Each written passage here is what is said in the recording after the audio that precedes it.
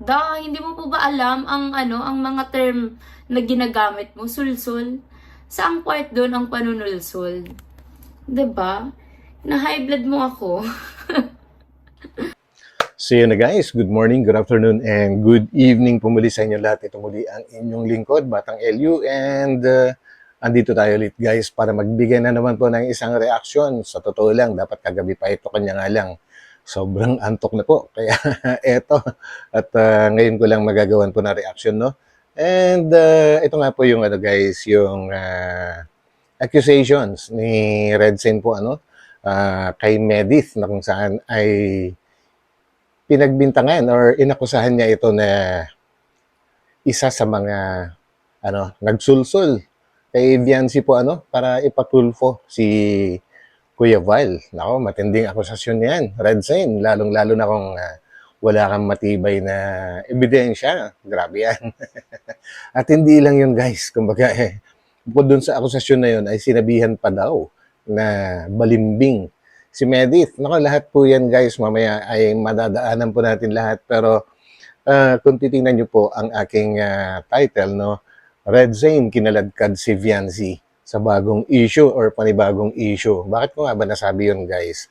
Dahil nga po, idinikit niya si Viancy sa kay Medith na yun, tungkol sa accusations na si Medith ay isa sa mga nagsulsol tungkol sa pagpapatulfo nga po and well, napanood ko yung video ni Medith guys na kung saan ay inexplain niya na oo, umamin naman siya na nagkaroon sila ng communication or nag-chat sila ni Viancy guys.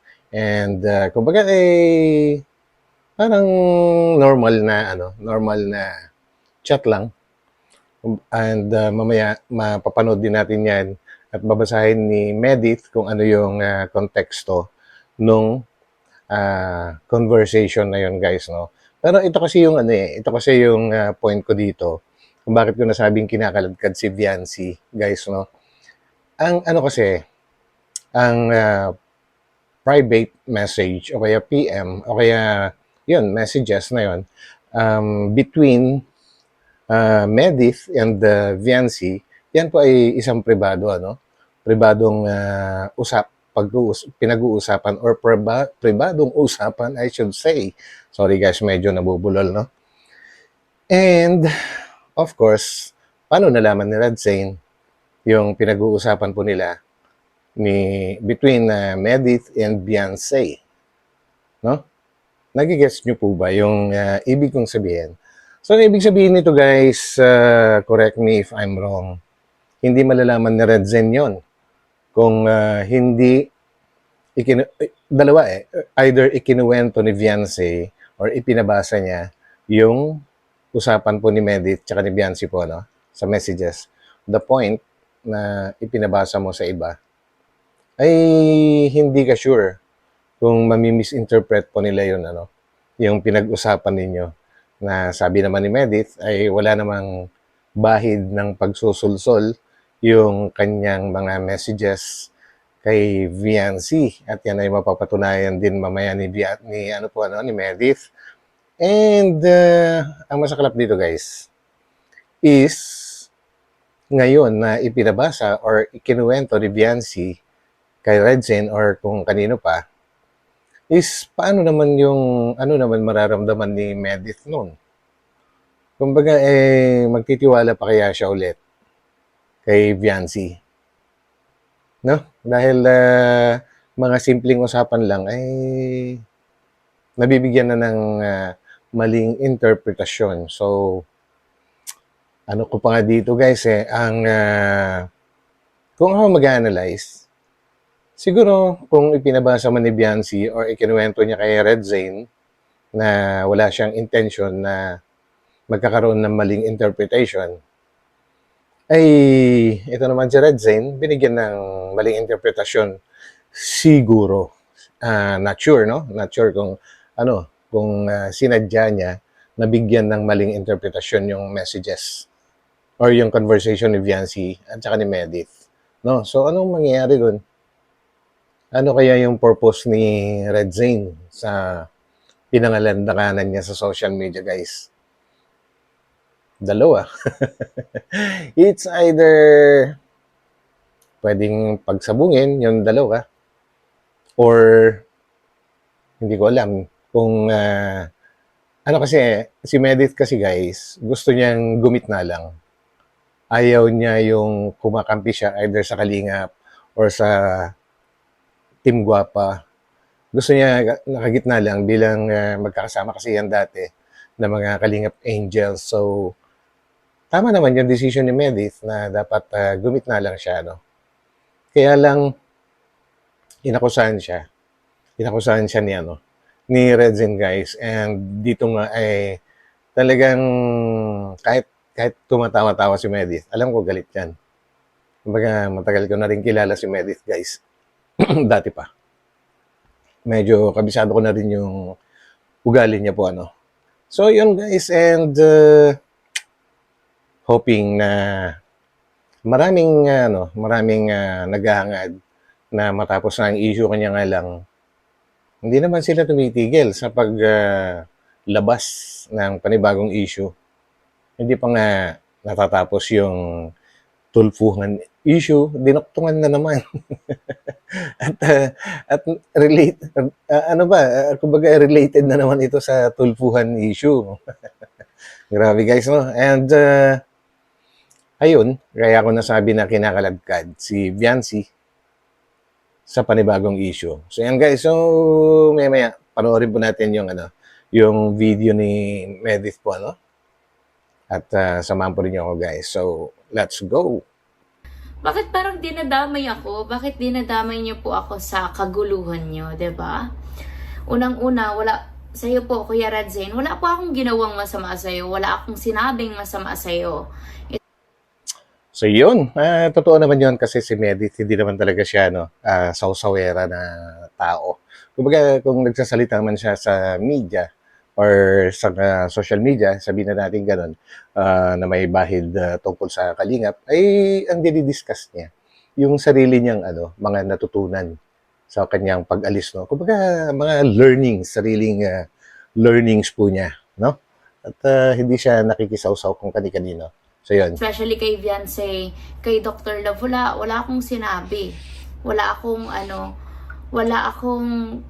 sa pagkakaalala ko wala po akong ginawang masama sa inyo, wala akong sinabing masama sa inyo para pagsalitaan mo ako ng mga ganyan. And para pagbintangan mo ako ng kung ano-ano. Alam niyo guys yung pagbibintang ng isang bagay, unang-una, lalong-lalo na kapag wala ka namang sapat na ebidensya, parang hindi pa yata nadadala itong si Redzin, no?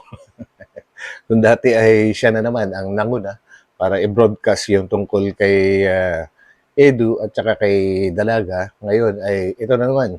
At meron na naman siyang, naku po, ewan ko ba kung ano ba yung papel niya sa buhay.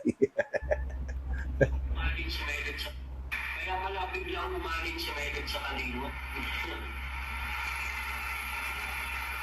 Isa yun sa nagsulusol kay Gansi na magpatulso. Okay, so yan po yung video ni Redzin na nagsabi kung saan sinabi niya na guys, si Medit ay sinulsulan nga si Viancy sa pagpapatulfo kay Kuya Val.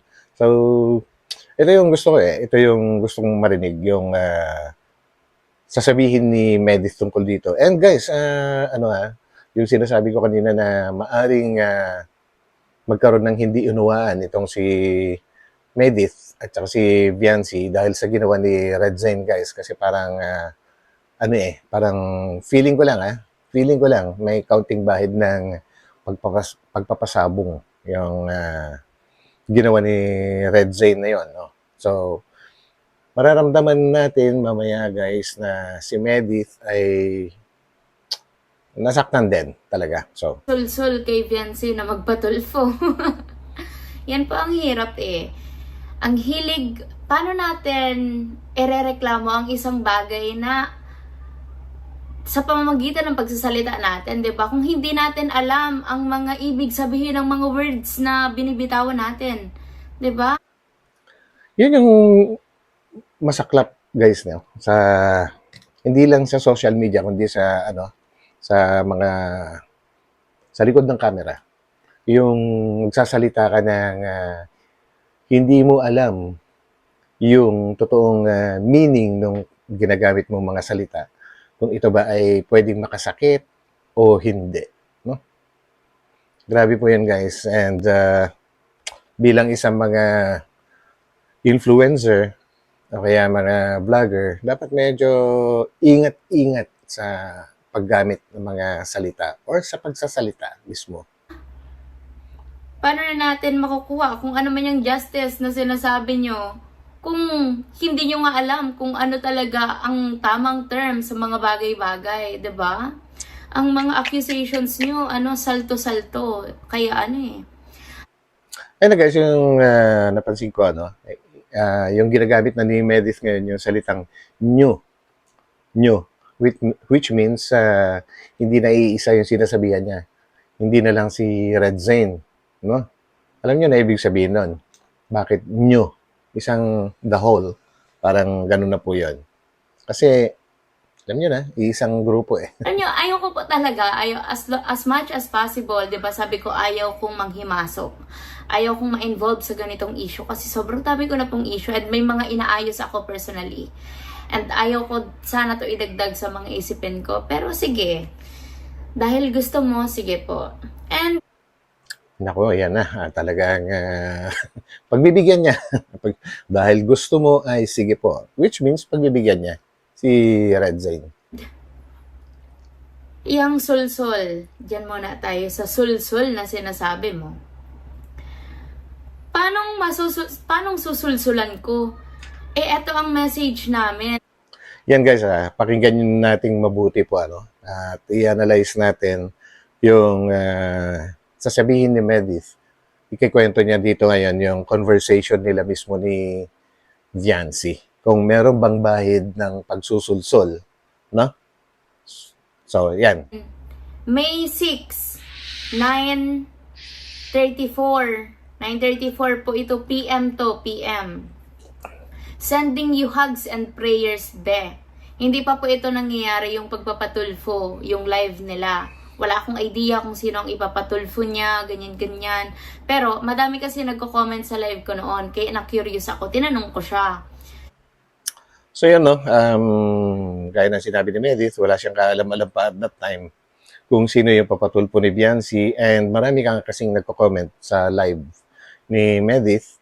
So, nag-message siya kay Viancy, gabi yun, guys. And yun sending hugs. Parang kumbaga, i-console mo. Kumbaga, parang dadamayan mo, which is hindi pa naman niya alam kung sino ang ipapatulfo ni Viancy. And I heard na if ever na beforehand ay nalaman na kagad ni Medis kung sino ipapatulfo ni Viancy, ay malamang bibigyan niya ito ng maganda-gandang advice, no? Kumbaga kung ano yung tama at nararapat po sana. Ano po to kumbaga universal, no? Hindi lang para sa isang tao or dalawang tao.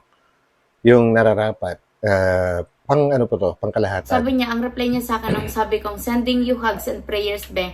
Thank you, Ate Medit. Hindi naman ako makikipag-away sa kanila. Paglalaban ko lang pamilya ko. Siyempre, bilang ate niya, tsaka, 'di ba? Parang may mga pinagsamahan. Lahat po ng Kalingap Angels, wala ako sa kanilang hate or tampo, ganyan. Lahat sila love ko. Especially Actually, bakit nasabi sa mga hindi pa po nakakaalam, no? Nung time na si Medis ay nasa Kalingap pa, bakit nga nasabing siya yung ate? Actually, siya po kasi yung pinaka-matured sa lahat po ng mga Kalingap Angels at that time na nasa Kalingap pa po siya, no? Baga siya yung isa sa mga nilalapitan po nila para manghingi ng advice or mismong nagkukusa na magbigay ng advice. So, yun po. andun pa ako sa Kalingap. Kaya nag-advise po ako bilang ate. Sabi ko, as long as tama ang pinaglalaban mo, especially pag about family mo, go lang and mag-pray ka lagi. God bless you. Mhm. Sana mahanap mo yung peace of mind and justice na deserve mo. Tapos tinanong ko siya, totoo ba yung mapunta ka sa Tulfo? Tapos sabi niya, andito na ako ate. Sabi niya, oo ate. Sabi ko, nasa Tulfo ka? Sino ipapatulpo mo be? Sobrang Paglilinaw lang guys ha, kasi yung sinabi ni Medis kanina na yung unang message niya ay gabi. So ito, nagtuloy-tuloy yung message. Siyempre, continuation yan, kinabukasan na, no? At nasabi nga ni Biancy na nandun na sila sa Tulfo, nasa venue na sila. So tuloy. haba ng pila dyan sa labas and sa loob.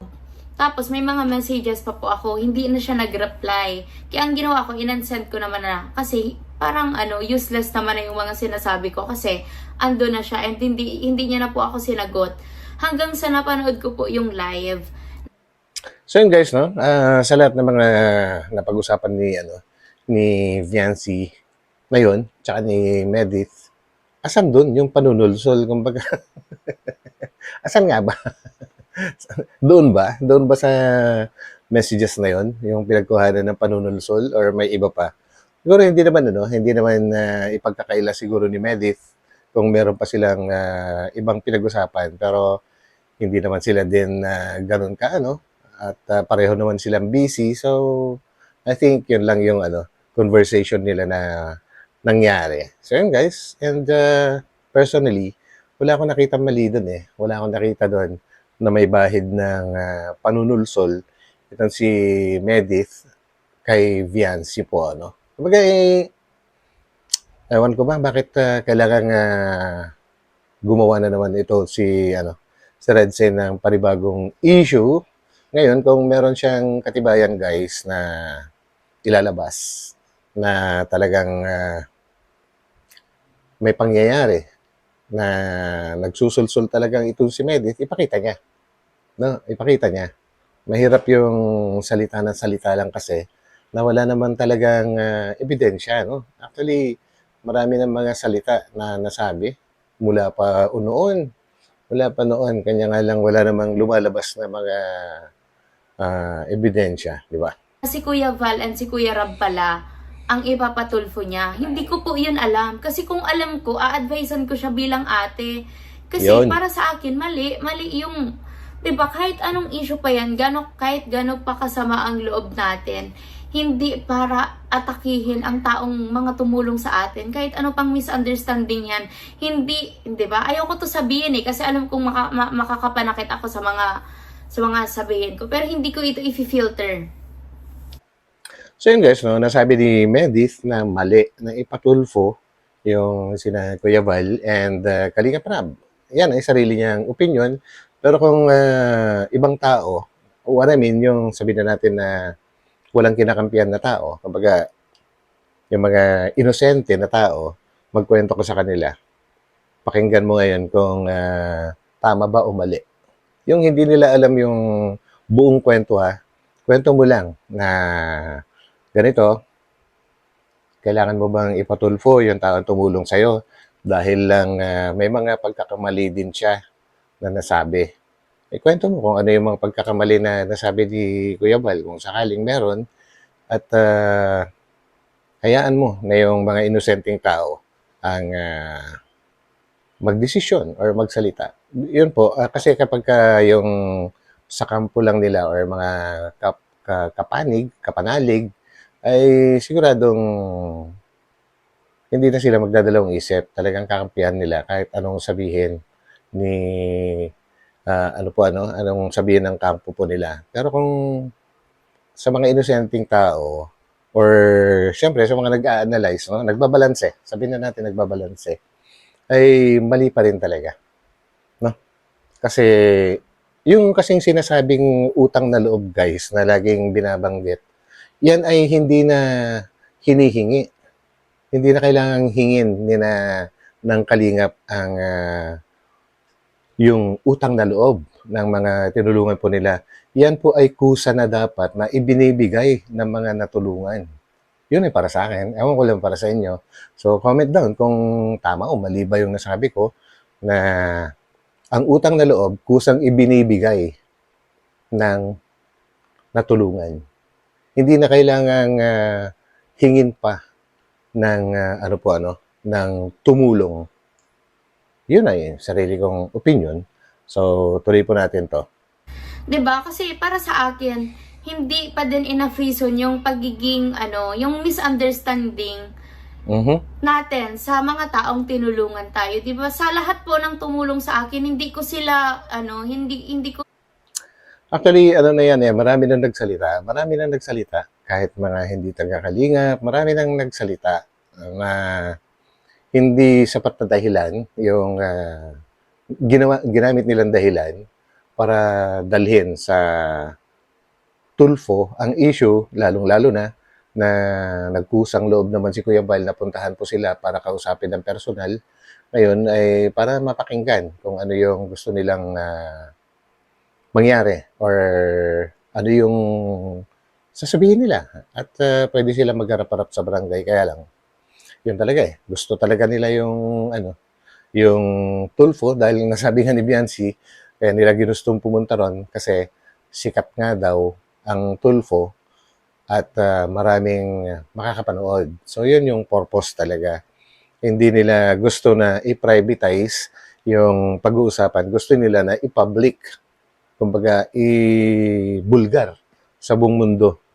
At sa kasawang palad ay mas pumanig po yung mga netizens, kumbaga majority ng mga netizens na nakapanood ay pumanig sa Kalingap o kay Kuya Val. Kaya nangyari, biglang pinatigil ni Biancy yung kung meron pa sana na kasunod, no? Yung barangay, ewan ko kung may matutuloy pa yon. Pero yung tulfuhan ay gusto niya matapos na. At doon mismo nagulat si Ma'am Shari. Alam niyo na yung kwento nun. Yung, hindi ko na i-discuss yung kung bakit nagulat yung staff ng RTIA, no? Dahil parang baliktad yung pangyayari. So yun na. At tuloy natin to. Hindi ko sila binastos or parang sinagot-sagot ng sobrang below the belt. Kasi alam ko kung saan ako magsastand bilang natulungan. And alam ko kung paano tumanaw ng utang na loob na kahit ano man ang sabihin mo sa akin na masakit, ang sasagutin ko lang is yung kung anong alam kong tama. And kung ipaglalaban ko man ang sarili ko, I'll make sure na alam ko pa rin kung saan ako magsastand. So, huwag mo po sabihin yan sa akin na balingbing ako. Kasi wala akong sinabing masama kay Viance about sa Kalingap, especially kay Kuya Rab and kay Kuya Val. And hindi ko siya sinabi na, sige Yes. na, ipatulfo mo sila, ganyan-ganyan. Wala po akong sinabing ganyan. Pero hindi ako Yun yung kagaya na sinasabi ko kanina guys, no? Yun yung pinakamasaklap kasi sigurado naman na ikinuwento ni Viancy yan or pwedeng pamilya ni Viancy, kumbaga indirectly, alam niyo naman, if ever na si Viancy, kunwari, ay ipinakita niya sa magulang niya yung conversation, tapos yung magulang naman niya ay nagkwento naman sa ibang tao, syempre, ang kwento, pagkwento kasi yan, either madadagdagan or mababawasan. No? Laging ganun po yun. Walang 100% na magiging solid yung original. Kapag ka nagsalin-salin na, mag-iiba na ng interpretation yan. And yun na yung pinakamasaklap doon. At ang magiging epekto nga nun, is ito. Kapag masakit din kay Medith yun. Unang-una, si Biancy ang kachat niya. Ngayon ay nalaman ng iba at nagsalita sa social media. So, anong pwedeng maramdaman ni Medith nga dito? Ulitin ko lang guys, maaring mawalan siya ng tiwala kay Biancy. Sabihin ng iba, syempre, okay lang, mawalan siya ng tiwala, pero hindi yun yung point between them ang pinag-uusapan dito. No? Ano yun? Kumbaga, talagang unless kung sinadya na gumawa talaga ng issue, no? Kumbaga, tinitingnan ko rin yung iba-ibang anggulo ng issue na ito. Kumbaga, hindi lang ako nakatingin sa isang anggulo. Maraming posibilidad kasi na pinag-umpisahan nito. Pero isa lang ang ang mali doon is yung binigyan ng maling interpretation at inannounce pa, brinodcast pa sa social media. Nako po, grabe, hindi na talaga natuto, ano. Anyway, well, sige, mamaya na. At tuloy muna natin to. Nag-advise sa kanya na ipatulfo niya si Kuya Rab and si Kuya Val. And hindi ko po alam na si Kuya Rab and si Kuya Val yun. Kaya huwag ka po magsalita sa akin ng ganyan, Kuya Radzin. Kasi sobrang mali ang accusations mo. And hindi mo po ba alam ang ang mga term na ginagamit mo? Sulsul. Saang part doon ang panunulsul? Yun. Kayo guys, dun sa napakinggan ninyo na kinuwento ni Medit regarding sa conversation nilang dalawa ni Dalaga, may napansin ba kayo doon na bahid ng panunulsul? Pa-comment na lang. Diba? Na-high blood mo ako. Ayan na, na-high blood na. Ano pa yan? Ano pa yung sabi mo doon sa video mo? Balingbing. Paano naging balingbing Grabe. yun? Tsaka wala po talaga akong balak magsalita regarding sa issue nyo. Grabe yung mga accusation. Alam niyo guys, yan may mga tao talaga na ganito kasi yan. Bakit nasasabing balimbing ang isang tao? Kapag ka po yan, gumit na at walang kinampihan, which is ang gusto niya maging neutral kasi pareho namang kakilala, both sides, ay yung nagsalita ng balimbing, yan ay naghahangad na sana maging kakampi niya itong tao na sinabihan niya ng balimbing, no? Ganun po lagi yun. Ganun po lagi. Nagbibigay ng misinterpretation. Kasi nga, may mga dati, kagaya nga nung isang pag-live ni Medis dati, na nag-comment si Dr. Lab na kung pwede daw siyang i-vlog. So, it means interesado sila kay Medis po, interesado sila. And then, hindi naman pumayag kasi may sarili namang community si Medis, no? Siyempre, hindi yan sasawsaw. Lalong-lalo na sa mga ganyan na alam naman niya kung ano yung kwento sa likod ng pagkakabuo ng grupo. Mahirap pasukin yan. Mahirap. Madadamay ka pa dyan, no? And yun, naging neutral siya. Ngayon, sinabihan siya ngayon na balimbing. Yun ay sarili ko lang na pag-a-analyze, guys, ha? Sarili kong pag-a-analyze. Walang nagsabi sa akin. So, comment nyo rin, guys, kung meron ba kayong naisip kung tama ba o mali yung mga sinasabi ko pa na dahilan kung bakit sinabihan siya na balimbing, no? So, tuloy. mo, Kuya, pag hindi ka po tumigil, ako. Ito po ha, ako mismo Ala ka. to. Ako ang nagsasalita. Ako ang magrereklamo sa iyo dyan sa sa daet nyo. Yan na nga ba yung sinasabi ko, guys, na may posibilidad talaga mangyari yan. Kasi, magre-reklamo. Kumbaga, didemanda siguro. Ibig sabihin, no? Pwede naman. Kasi kung talagang alam mo sa sarili mo na wala kang ginawang mali, tapos ay kinaladkad ka sa social media at inakusahan ka, ay syempre, may karapatan si Medis na magreklamo. Hindi po ba? Para ipagtanggol naman ang kanyang sarili at linisin kung ano man yung mga dumi na ipinapahid sa kanyang pagkatao. Well, decision na ni Medis po yan. Kung gagawin niya or not, nasa sa kanya na po yan. So, tuloy. Wala mo, mumutorin talaga kita. Mumutorin Aray ko ko. ang pagpunta dyan para ireklamo ka. Uy, layo nun. Sa four wheels yata, naririnig ko kina Kalinga Prab. Kung matulin pa sila magpatakbo, mahigit 2 oras yung from Naga to Daet. Pag nagmotor ka, naku po, ingat. And delikado. Lalo pag nag-uulan. Alam nyo naman dyan sa Bicol, talagang madalas yata ulan. So, mag-commute ka na lang kung sakali. Hindi ako nakikialam sa inyo. Wala akong pakialam sa inyo sa mga issue nyo. Ayun. Kasi may Walang mga issue din akong pakialam. hinaharap and wala akong plano na idagdag yung mga sa inyo. And alam ko na mali yung ginagawa nyo. Bakit parang So, yun.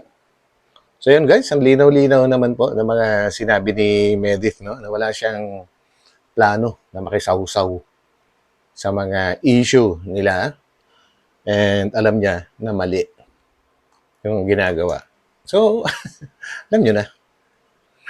Simple, kumbaga hindi cool na cool lang si Medith pero malaman yung kanyang mga sinasabi po ano. So, sa susunod, sana ingat-ingat din sa pagsasalita, lalong-lalo na sa pag-aakusa ng tao po ano.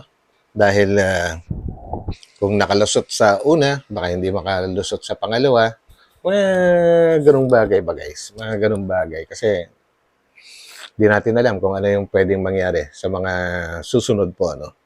So yun, support nyo rin guys si Medith, may sariling community yan and wala naman siyang sama ng loob sa ano, sa Kalingap. So okay lang, kumbaga kahit si Kalingap Rab ay nagsasalita na okay naman sila ni Medith and so as Kuya Bal. So ibig sabihin walang alitan yung mga community nila po ano, ang Kalingap tsaka yung Medith community. So yun guys, so narinig natin at malinaw na malinaw. So bahala na po kayo na umunawa at umintindi sa kung sino ang tama at mali between Red Zane and Medith na ang linaw-linaw naman kung sino ang tama.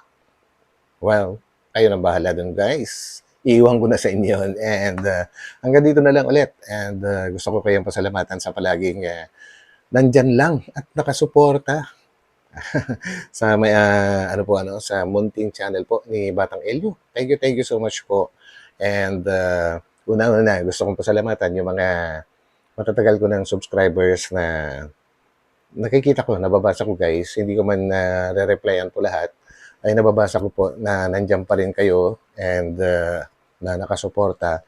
And of course, thank you din po sa mga bagong pasok, mga bagong subscribers. Thank you. Welcome na welcome po kayo dito sa channel ni Batang Elio. So God bless po sa lahat. Hanggang dito na lang and magkita-kita po tayo ulit sa aking mga susunod na upload. Ingat. Bye-bye.